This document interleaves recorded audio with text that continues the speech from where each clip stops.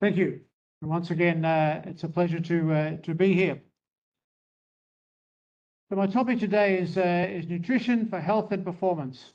And you might think that they're two different matters, but I think I hope to explain to you that it's actually a lot of the same thing. So I spoke a little bit yesterday about my sports medicine career. I've been very fortunate to be involved with a lot of different teams and Olympics and World Championships and Premier League soccer and so on.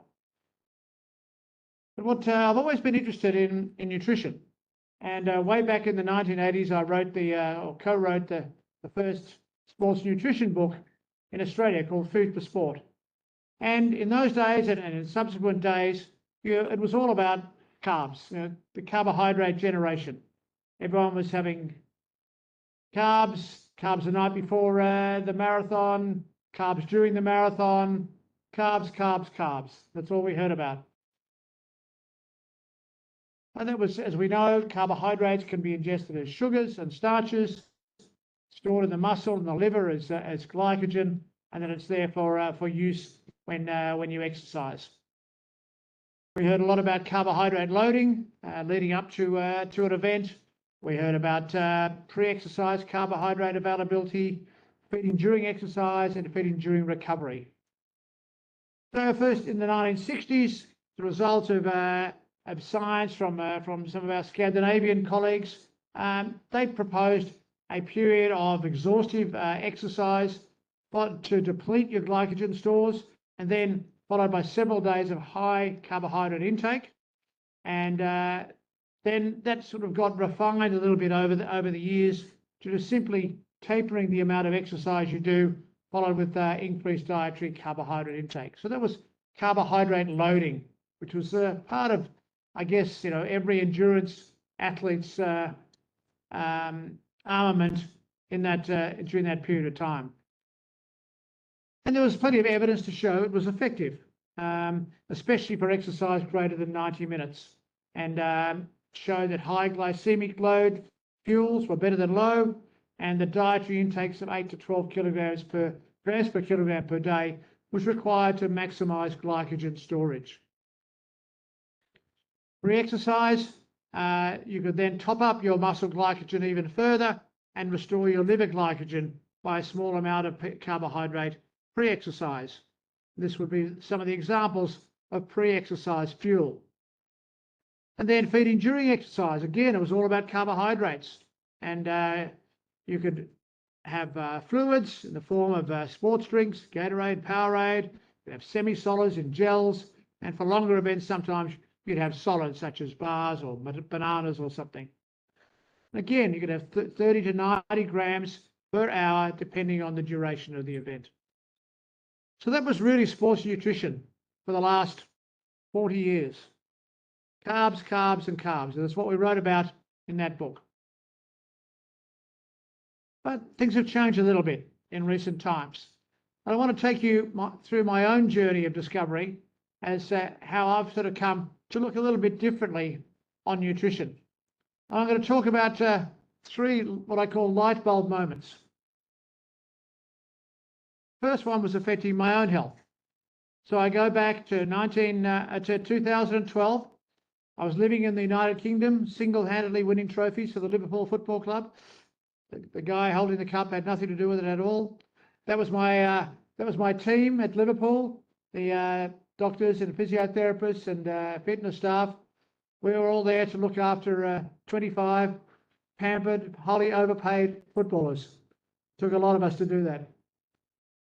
So at that time, if you'd asked me, how was I? How's your health, doc? I'd have said, fine.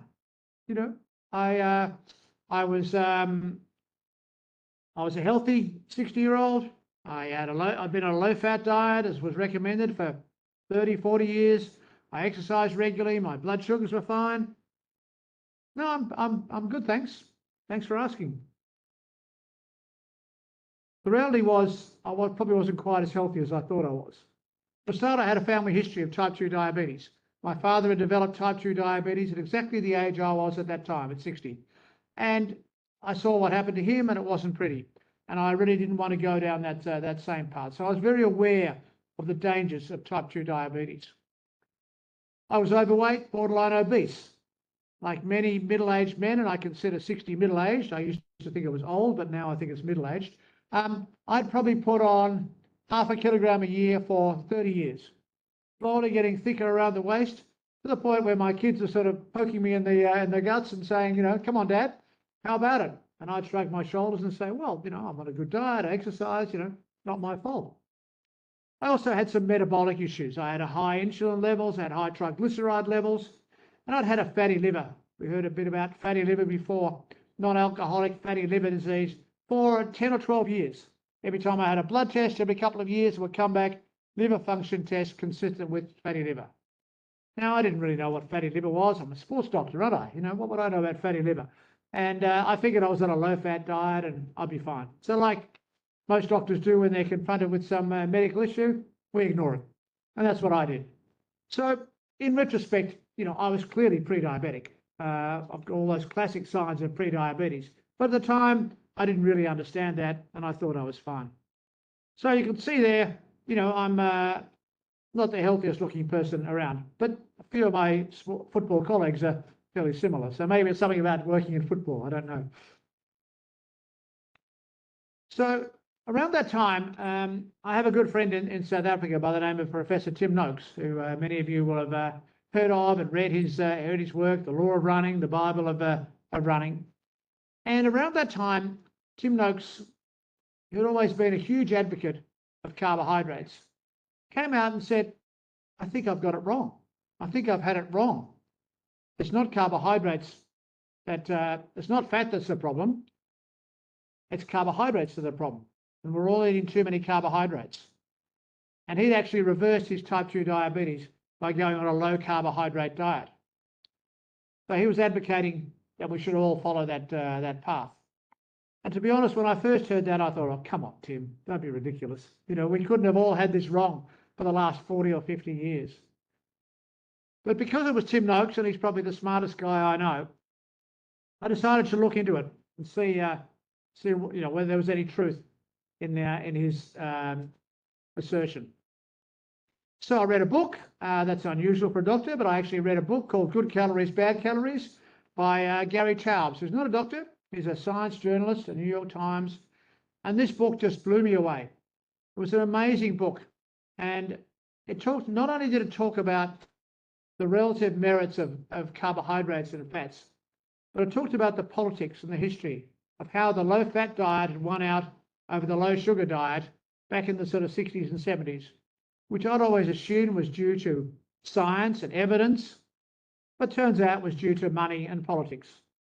We shouldn't be surprised. So I then, once I'd read that, and I found this book very disturbing. I found the whole concept that we'd had this whole diet thing wrong, quite disturbing.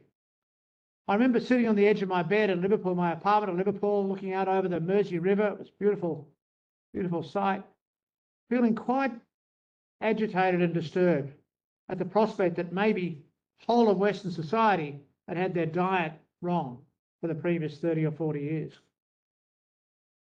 I then dived into a whole lot of books and articles and read everything I possibly could, including, you know, books and articles by many of these people.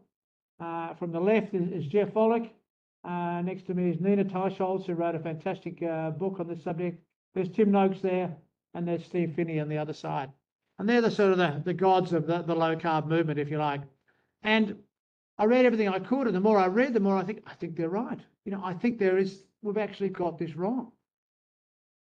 Well, I'm a scientist, well, sort of scientist, and I thought, well, I need to do some research. But I knew enough to know that research with an n equals 1 is a waste of time, except when the 1 is you.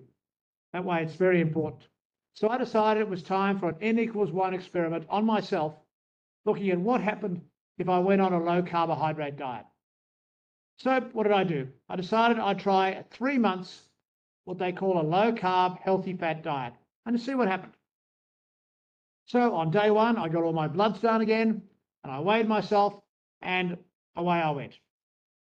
So what do I mean by a low carb, healthy fat diet? What did I eat? Well, I stopped eating anything with sugar, bread, cereals, pasta, rice, potatoes, fruit juice, margarine, vegetable oils, pretty much all processed foods. Now you might think, well, that doesn't leave much, does it? So what did I eat instead? Well, I went back to eating probably the way that my grandparents had eaten, with real food, fresh food, plenty of non-starchy vegetables, meat, fish, eggs, oh, all that cholesterol, butter, oh, that fat, saturated fat, my God, cream, oh, terrible. All the things we've been told not to eat for 40 years, I went back to eating. Olive oil, nuts, and the only fruit I ate were berries. So what happened? Well, the first thing that happened was I stopped being hungry. So instead of having my sort of cereal for breakfast at 8 o'clock in the morning and getting to about 10:30 and thinking, gosh, is it lunchtime yet? I would have eggs and bacon and avocado for breakfast, and I wouldn't eat again all day. So I went from eating 3 meals and 3 snacks a day to eating 2 meals a day, is what I eat today. So then I started to lose some weight. Every week I'd lose a bit more weight. I thought initially it was just fluid, it's just, beginner's luck, but kept on going. But other things happened. I started to sleep better. I wasn't as sleepy during the day. My exercise improved. I thought I could concentrate better. I generally felt a whole lot better. So at the end of that 3 months, I was half the man I used to be. I'd lost 13 kilograms in 13 weeks, eating as much as I wanted to, never being hungry, and the more fat I ate, the more fat I lost. I sort of almost felt guilty, because losing weight's supposed to be really hard. And yet I found this so easy. I ate really well, I had lovely meals, and I kept losing weight. Couldn't believe it. So I just thought I'd share with you a couple of my blood results because they're quite interesting. So if you look here, my fasting blood glucose was 5.5, which is fine. That's a reasonable fasting blood glucose. And similarly with my HbA1c, which is a measure of the sort of the previous 3 months glucose. Again, 5.5, absolutely fine. Not much difference 3 months later. So what effect? What's happened? Well, here's the interesting thing. Here's my insulin, my serum insulin levels. So my serum insulin initially was very high at 11, and it came down to half that, 5.6. And my HOMA-IR, which is a measure of your insulin resistance, was again very high. So those tests showed I was insulin resistant. So even though my blood sugar was fine, the reason it was fine is that my pancreas was pumping out all this extra insulin to keep it low. And eventually what happens is your pancreas gets exhausted and can't do that anymore, and that's when your blood glucose rises and you become diabetic. But this was further evidence that I was pre-diabetic. I was hyperinsulinemic. Now, I'll bet none of the physicians in this room ever test for their serum insulin. And yet, I think it's probably the single most important test you can do. No doctors test for it. We test for serum glucose, but by the time your serum glucose starts to rise, it's too late. You're already diabetic. Serum insulin is interesting. So there's a lot of concern about lipids, about fats, cholesterol, when you're on a high-fat diet. So what happened to my cholesterol? Well, it went up a little bit, but my HDL cholesterol went up a little bit. But my triglycerides, which were quite high at 2.1, remained the same. And I remember being devastated when I got those results. I thought, oh no, that's supposed to come down. That's supposed to be the thing that really comes down with a low carbohydrate diet. And then I read a little bit more and realised that maybe I'd just been mobilising a lot more fats, and that's why my triglyceride was still high. And then when I repeated the test 3 months later, my triglyceride had come down to normal. So all my metabolic abnormalities, so my weight and all my metabolic abnormalities had been resolved by simply 3 months of a low carbohydrate diet. And they've remained normal ever since I've remained on the diet. So similarly with my liver, these are my liver results. So you can see there my ALT, which is probably the best measure of a fatty liver, had been around about 65 for the previous 10 years. And then in 3 months, might have been less than 3 months, I only did the blood test after 3 months, it had come down to 25.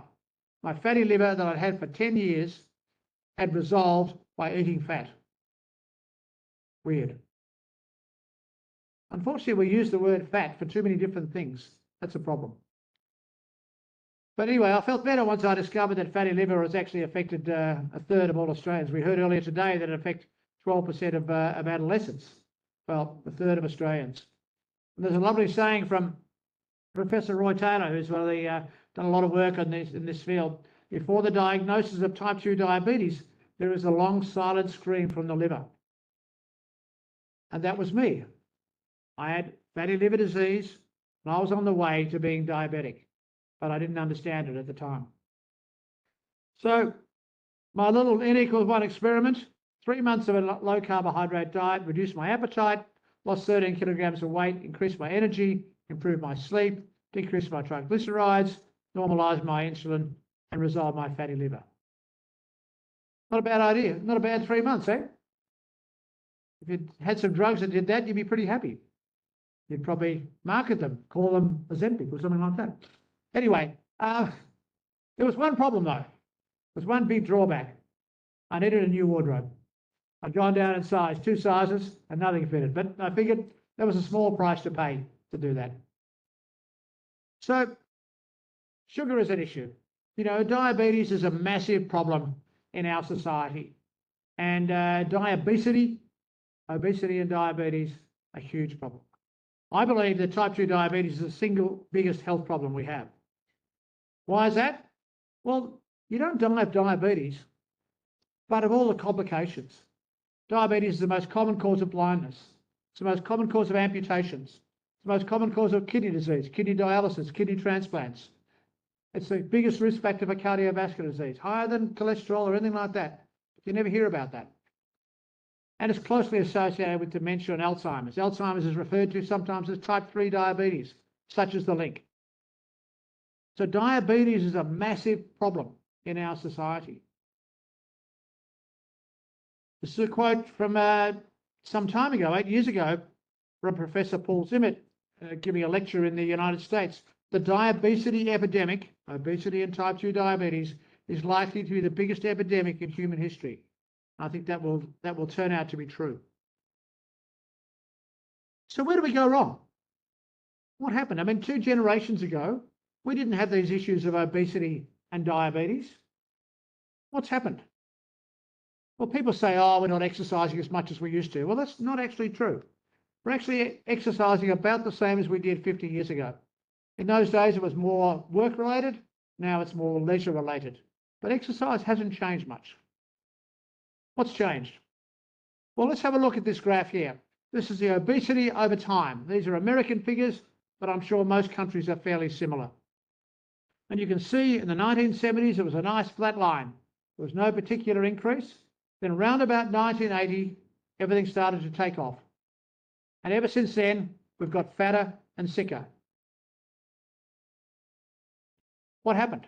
What happened around 1980? Moscow Olympics, can't really blame that. Ronald Reagan got elected, can't really blame him.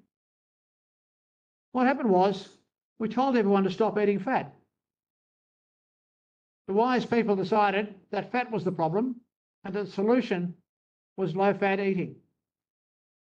So we were told to take the fat out of food, to stop eating fat. And the food industry, very clever, saw there was lots of money to be made, so they decided to take the fat out of a lot of processed foods. The problem was that when you took the fat out of the food, it took all the flavour away. So they had to come up with something, a substitute. What was that substitute? Sugar. So it was actually the low-fat, high-sugar guidelines. And as you can see, they've been a fantastic success. We've got fatter and sicker ever since. The diabetes curve is pretty similar. All right. My light bulb moment number 2 happened in this country. I was with the Australian cricket team, touring here in 2013. Yes, okay, you beat us. All right, we won't talk about that. Well, I'm going to talk about a particular case. One of our players had a lot of trouble with his knee. He'd actually been out of cricket for a year, and he was really struggling with knee pain. As I said, he missed a year of cricket, and he'd been to every specialist, and he'd had scans and had arthroscopies, and no one could work out what was wrong with his knee. Eventually, he went to a rheumatologist who diagnosed him with seronegative arthritis and started him on some very powerful drugs, initially prednisolone and methotrexate, and then after that, Enbrel, which is a tumour necrosis factor antagonist. Very expensive. So when he was on the prednisolone and methotrexate, he got about 50% reduction in his symptoms. And then with the Enbrel, he was probably 90% reduced in his symptoms. So when I met him, he was injecting himself with Enbrel once a fortnight, and he was able to train and play. He wasn't able to train fully. The coaches thought he was lazy, but his knee would just get sore. He was in the squad, but not actually in the test team at that stage. He told me that about 10 days after his injection, of each injection, his knee would start to ache, and he knew it was time to have another injection. So it lasted about 10, 12 days. So he was actually a little bit overweight, as so many elite athletes are, amazingly. And if we understand their diets, we'll probably know why. But he was a little bit overweight. So he came to me in the middle of that tour and said, I just lost all my weight. And, the guys had talked about it a bit. And he said, I'd like to lose some weight. I was wondering, can I try the low-carb approach that you used? I said, sure. Challenging here in this country, all those nice, high carbohydrate breads and rice and so on. But I said, no, let's do it. So he did. The good thing about athletes is they're very disciplined. And he was very disciplined. And he went low carb almost straight away. We're eating in the same dining room, so I could just have a little look every now and then. And sure enough, he was low carb. Maybe because he knew I was looking. But after 3 weeks later, he came up to me and said, Doc, I forgot to have my injection last week. I said, what do you mean? He said, well, I didn't get any knee pain, and I didn't realise it was 2 weeks, and it's now 3 weeks, and I had no knee pain. What should I do? Should I have my injection? Well, I pretended that's exactly what I expected. Of course, yes, I knew that would happen. I said, why don't you try and manage without it? See how you go without your very expensive autoimmune drug. Since then, no drugs, no pain. He increased his training. He got back into the test team. He's been in it ever since. And last year, which is 10 years later, he was the ICC Test Cricketer of the Year. Saved by his diet. So this was a real eye-opener for me. I pretended I jokingly said I expected that. I had no idea that diet could affect musculoskeletal problems like that. And so I started to get very interested in the whole concept of diet and inflammation. And we now know there is a strong association between inflammation and chronic disease.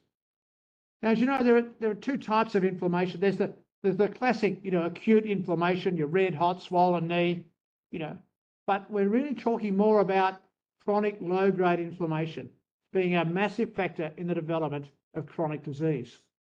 There's evidence that type 2 diabetes is an inflammatory disease, atherosclerosis, and many other diseases. Chronic low-grade inflammation plays a major role. All sorts of different diseases. And we know that there are certain foods that are inflammatory and are anti-inflammatory. Inflammatory foods are particularly sugar and vegetable oil, seed oils. Anti-inflammatory is more fatty fish, flax seeds, and so on. Olive oil. So it's actually been shown for 100 years probably that a very low carbohydrate diet or a ketogenic diet, which is sort of the extreme, if you like, of low carb, if you reduce your carbs completely, your body switches its fuel. It switches from petrol to diesel. It switches from carbohydrate to fat. If you're eating any carbohydrate, the body will use the carbohydrate first. But if you starve yourself of carbohydrates, the body switches to fat. It's called a ketogenic diet in its extreme, because you're producing lots of ketones and using that as an energy source. And we've known for 100 years that a ketogenic diet can help the management of childhood epilepsy. But it was discovered in the 1920s. And then when drugs came on the scene, it was forgotten. And now there's been a resurgence in interest in the ketogenic diet in epilepsy, in that all the major children's hospitals around the world have a ketogenic diet ward for people with chronic epilepsy that is resistant to drugs. And there's actually a foundation called the Charlie Foundation, which is based on this young boy here who was the subject of a movie with Meryl Streep. His father was a Hollywood producer, and he was having 60 fits a day at the age of 2. And he'd been around to every specialist and had every drug and every medication, and nothing had worked. And his father heard about this ancient remedy, this ketogenic diet that was used 100 years before. As a last resort, they said, let's try this diet. And that was the end of his fits.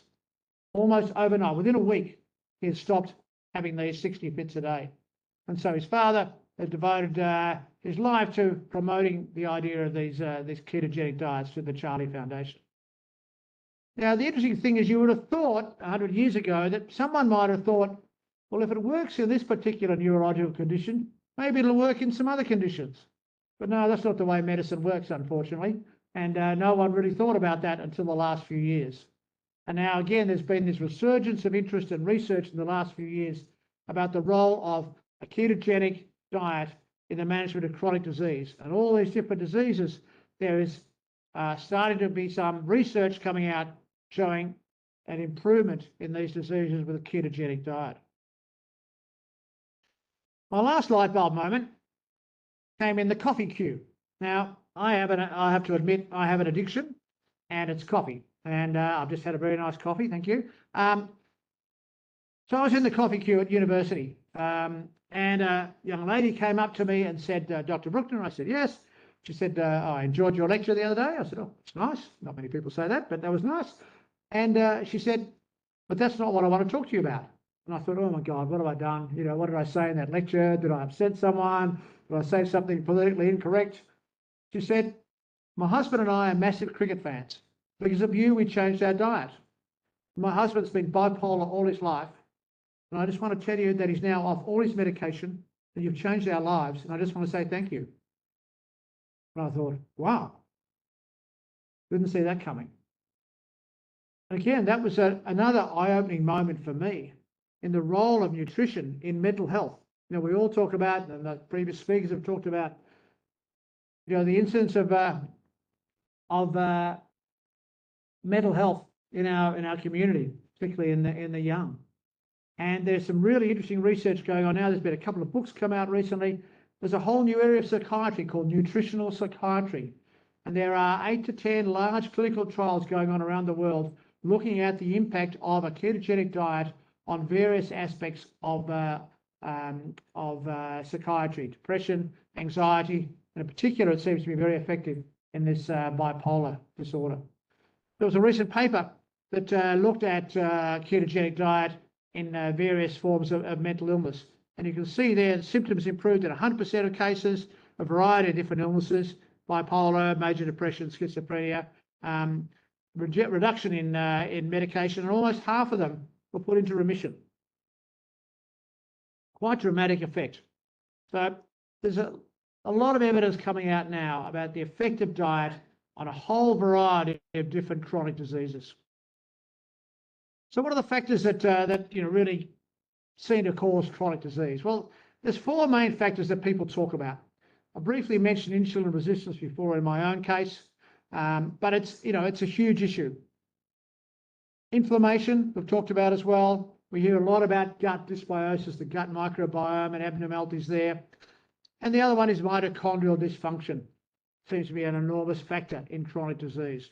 I don't have time to go into all of those now, but insulin resistance has been known for some time. It's a key to all these diseases. And there's evidence for all four of those factors being involved in the development of chronic disease. And they're all interrelated. So it's really important to understand the contribution of all those different factors. Now, interestingly, there's one thing that can improve all four of those issues, and that's a low-carb ketogenic diet. So all the factors that seem to be causing this chronic disease can be improved by changing your diet. So that's been my low-carb journey, if you like. Started off with my own experience. And I guess when you have an experience like that, you have one of two choices. You can either just keep it to yourself and, keep it a bit of a secret, or you can start talking about it. And I chose to start talking about it. Well, I didn't have much choice, really, because people would be coming up to me and saying, God, what have you done? You got cancer or something? You lost so much weight. And, I decided to try and spread the word about this particular issue. Started to give talks, started to write. We started a program called Sugar by Half. We've published a book called The Fat Lot of Good, a program called Defeat Diabetes, and written another book called The Diabetes Plan.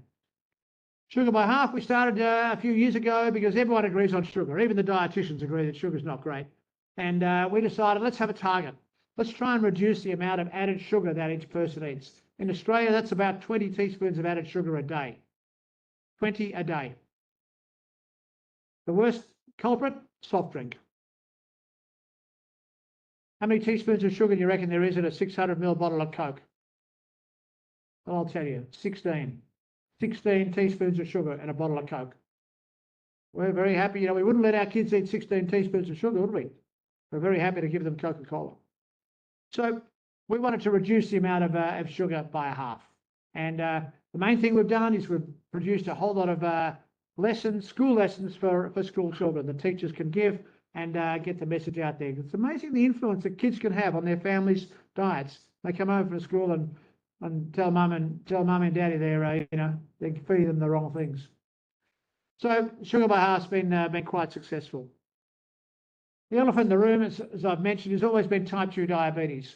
And there have been a couple of programs, one in the UK and one in the US, that's been very successful in developing app-based programs to reduce type 2 diabetes. So in Australia, we decided we'd do something similar. So we developed an app, which was initially an app and now an app and a web-based program called Defeat Diabetes, or defeatdiabetes.com.au if you want to have a look at it. And that basically consists of a whole bunch of videos, articles, meal plans, cooking demonstrations, recipes that give you all the information you need to tackle type 2 diabetes with diet and other chronic diseases as well. We have an active Facebook group where people post their stories. We have a regular webinar series, and we've had over 12,000 people do that program.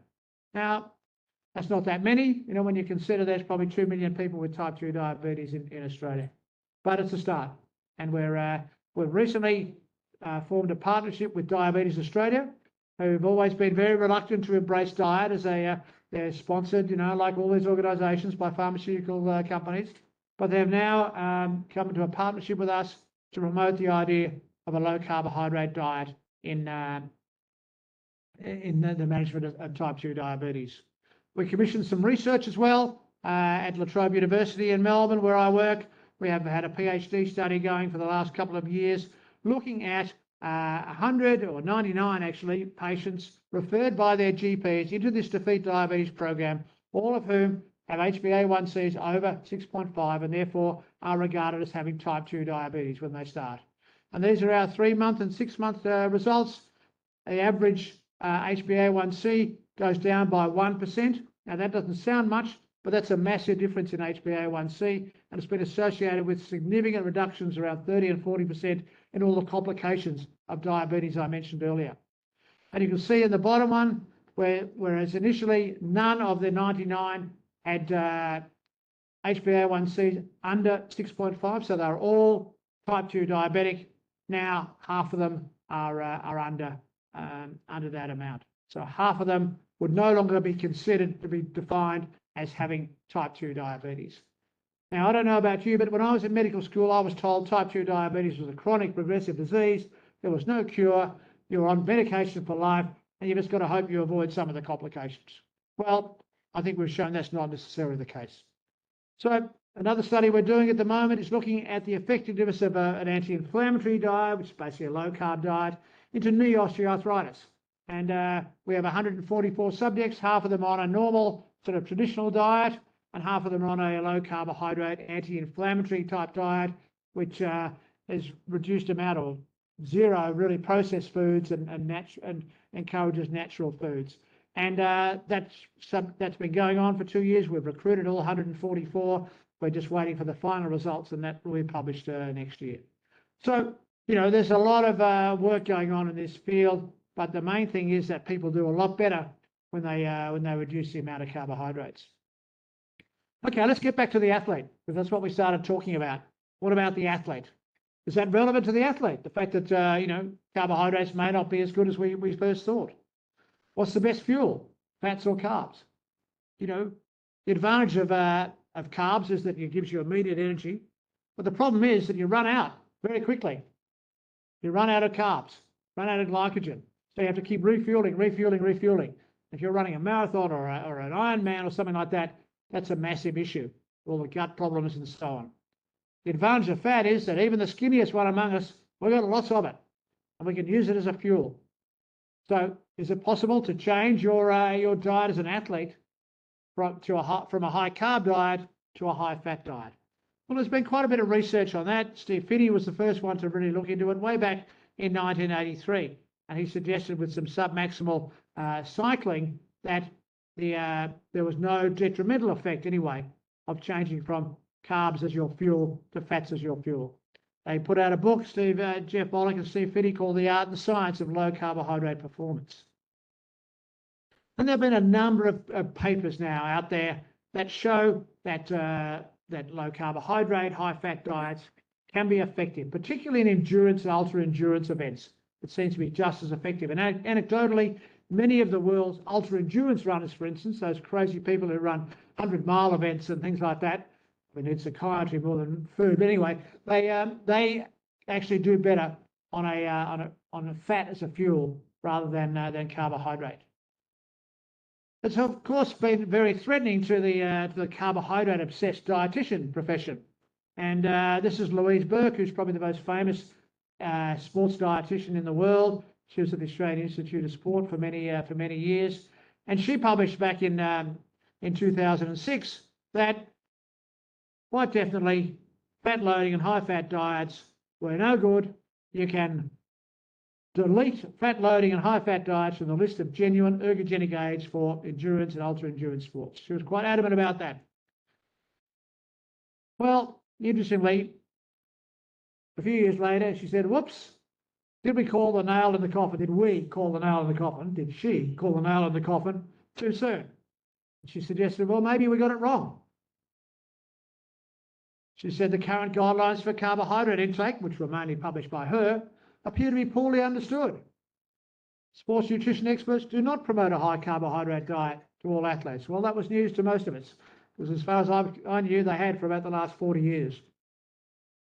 The evolving model is that the athlete should follow an individualised approach where carbohydrate intake is periodised.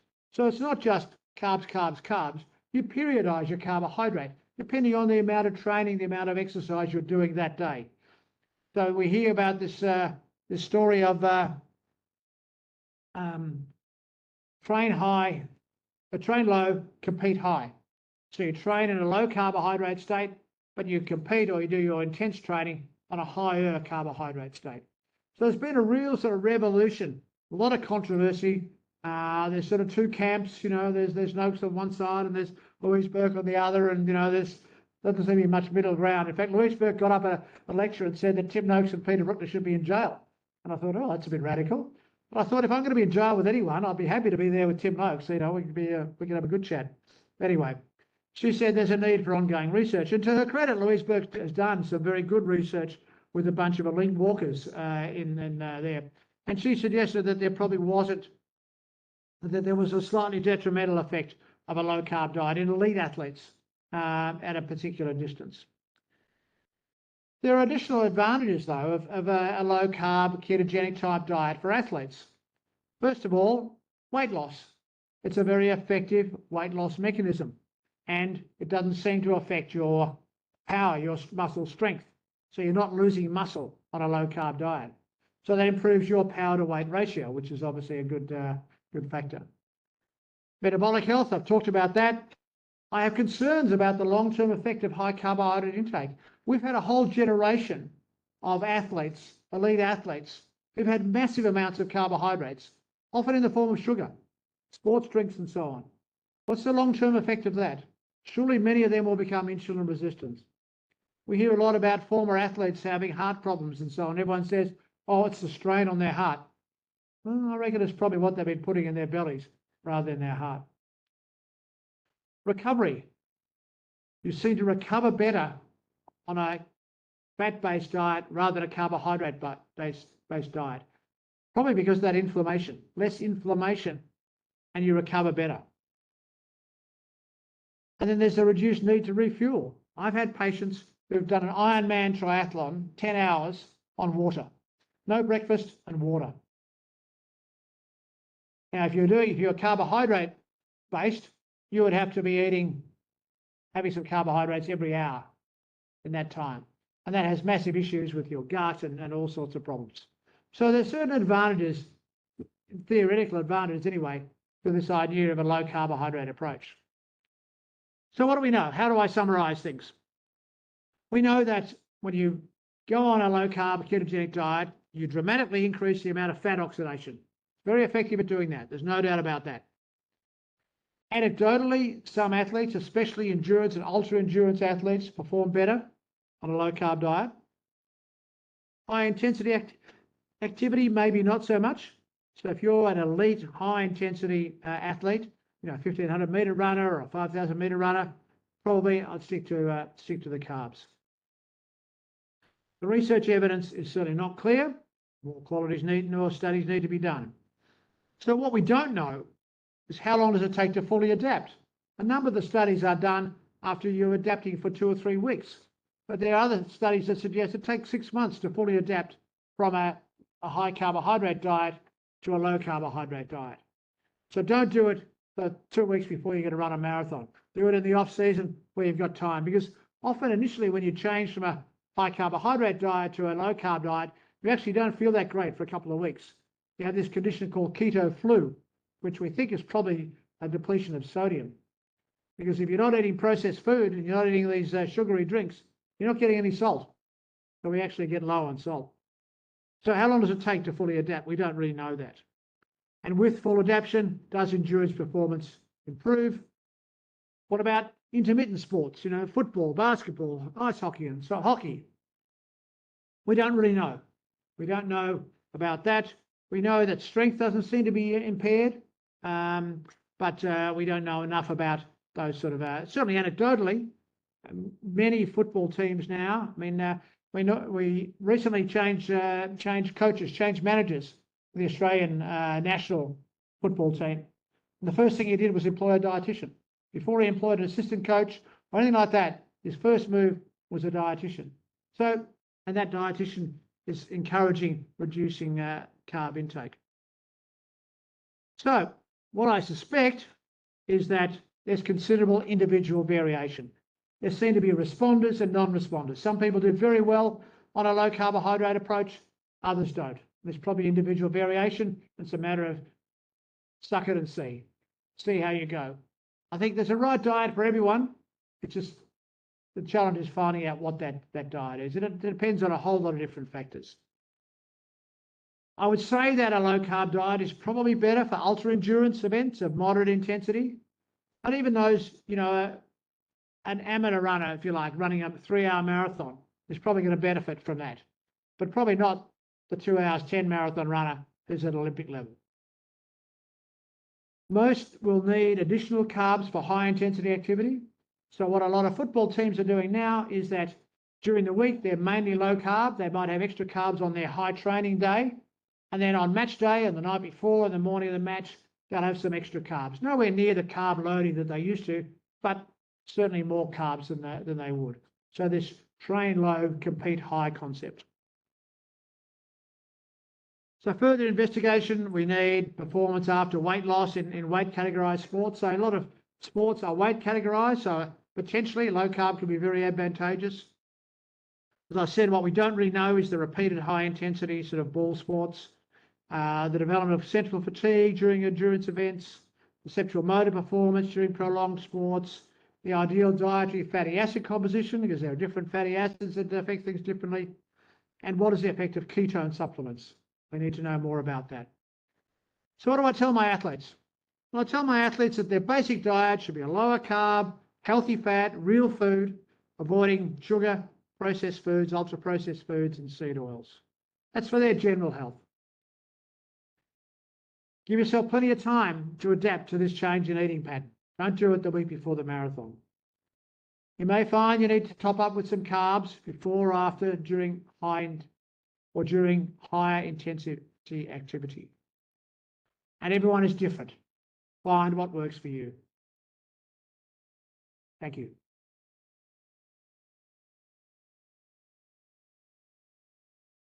Thank you, Professor Peter Brukner. He is a milestone in the life of sports medicine. No doubt, today's topic of sports and performance not only just covers the sports person, but also the common metabolic diseases that we are fighting. Fortunately, we are becoming the diabetic country of the world. India is facing a very, very major problems. Thank you so much, Dr. Peter, for giving your timeline also and your medical profile to tell us that we need to take up the insulin resistance and HOMA test on a regular basis for everybody. I'm sure in this hall also we'll be having quite a number of people who are getting pre-diabetic or so on. We all are from that.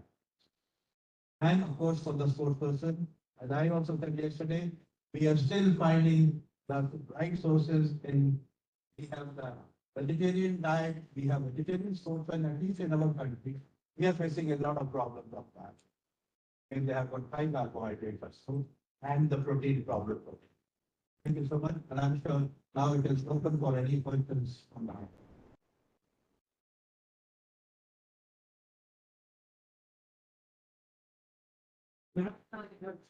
That lot of good? Yep. You get that on Amazon. Yes.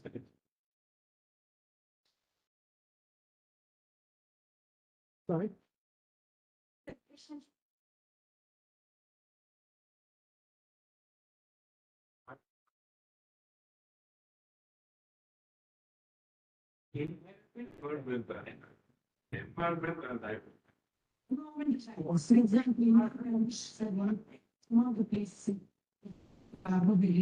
Sure, yeah. There's been a lot of discussion about environment and diet, and certainly the vegan population have tried to demonize the poor cow, who is supposed to be burping methane and causing climate change. The cows have been around for a long time, and we've only had climate change in the last little while, so I don't think it's the cow's fault really for the environment. But look, I think there's a massive problem with agriculture. There's a massive problem with pesticides and herbicides and genetic changing. I think we need to go back to regenerative agriculture, organic agriculture as much as we can. I think there's also a massive problem with the addition to the additives to foods. Particularly ultra processed and processed foods have 10, 20, 30 different additives to make them last longer, to make them look better, colorings, emulsifiers, and so on. That's a huge issue as well. So I think if we go back to eating, the way that our grandparents used to eat, eating real food, and avoid all the processed food and all the adulterated food, then we might be much better off.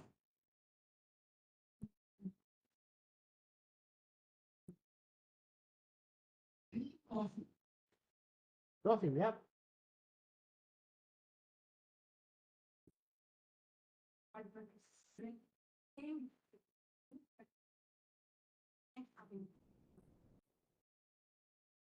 Mm.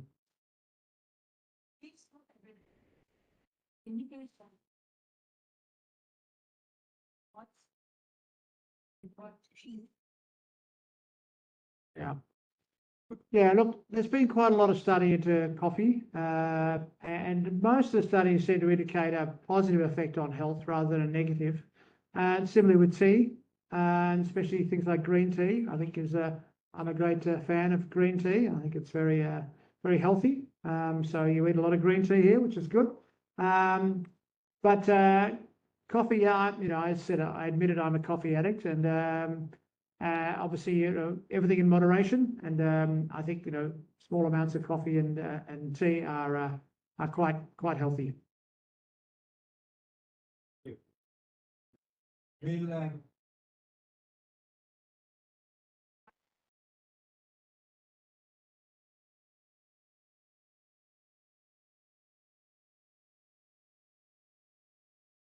Yeah, I think you've only got to look at recent history. We're just getting more and more unhealthy. We have chronic diseases now that we'd never heard of when I was a medical student.